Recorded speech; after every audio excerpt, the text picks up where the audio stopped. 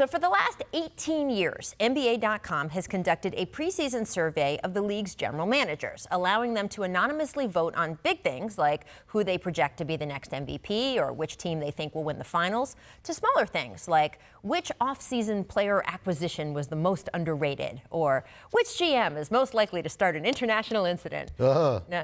No. Joke about that yet? Too soon. No? Okay. Anyway, a lot of the survey results are exactly what you would expect. Giannis got the MVP nod and is also the player that most execs would like to build a franchise around. The Clippers were picked as the most likely to hold Larry O'Brien, just like they've been in almost every other preseason preview.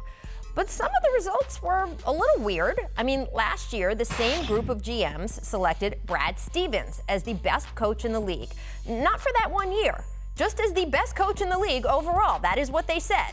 Then this year, he did not receive a single vote. Not one. The GMs picked Greg Popovich, followed by Eric Spoelstra, Mike Budenholzer, and Steve Kerr. Now, I am not saying at all that Brad Stevens should be named the best coach overall, period.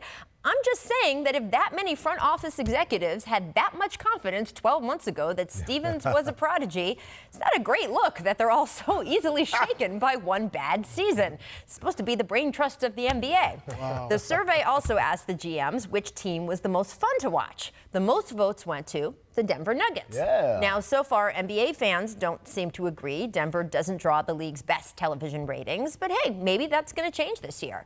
When it came to the most athletic player in the NBA, Zion Williamson got 41% of the vote, handily beating Giannis, who got 28%.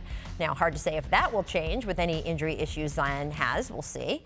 Now, LeBron James was named as having the best basketball IQ and being the league's best passer. Okay. Steven Adams was named as the toughest guy in the NBA, which, I mean, the man grew up as the youngest of 18 brothers and sisters. You'd be pretty tough, too. De'Aaron Fox was named the NBA's fastest player with the ball. Damian Lillard got the most votes for best leader, beating out Steph and LeBron. Now, there's a lot more results and a lot more categories. Honestly, by the time you get through sifting through the whole thing, you feel like you've leafed through the pages of your high school yearbook where your friends were naming everything from most likely to succeed to best smile. I won both of those. And in the end, that's probably how we should look at all of this. A fun, interesting read into the minds of the men who shape the NBA's decision-making, but not as any kind of ironclad pronouncement of talent. After all, apparently you can be a genius one year and persona non grata the next, which actually, come to think of it, is a lot like high school. Yeah. Amin, what stuck out to you most from the GM survey? Well, first and foremost, there was one of these surveys that happened early in the summer, and I remember it was like best acquisition or worst loss of a player and all these things. And in every one of them, there was always someone who was voting for Thomas Satoransky. And I just kept thinking, like, who is this guy who is infatuated with Thomas Satoransky? So then the official NBA.com one comes out, and sure enough, this dude is still here. Like, hey, biggest pickup. Like, Paul George, Kawhi Leonard, all the movement we had this summer, there's one dude saying, no, Satoransky. That's the one right there. So I thought that was pretty funny. I was amused. I want to know who this guy is. Can't we draw the dots on who that is, though? You want to know, say his name, huh? I want to know who's this. Why is he so in love with this dude?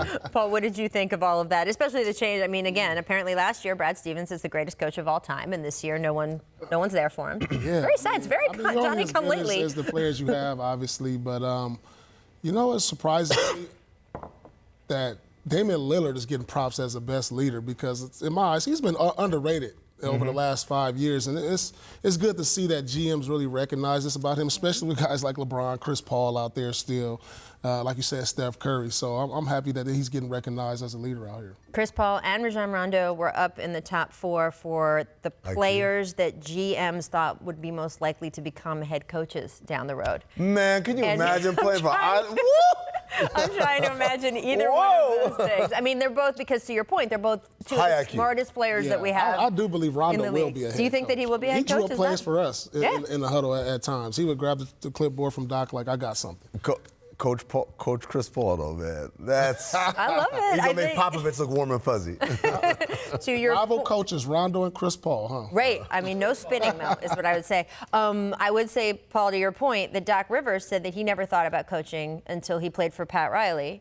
And Pat was just, they didn't even play for him that long, but he was just like, you're going to be a coach. Doc, I know, has said the same thing to Rondo. So the chain continues. We'll see. Thanks for watching ESPN on YouTube. For more sports highlights and analysis, be sure to download the ESPN app. And for live streaming sports and premium content, subscribe to ESPN+.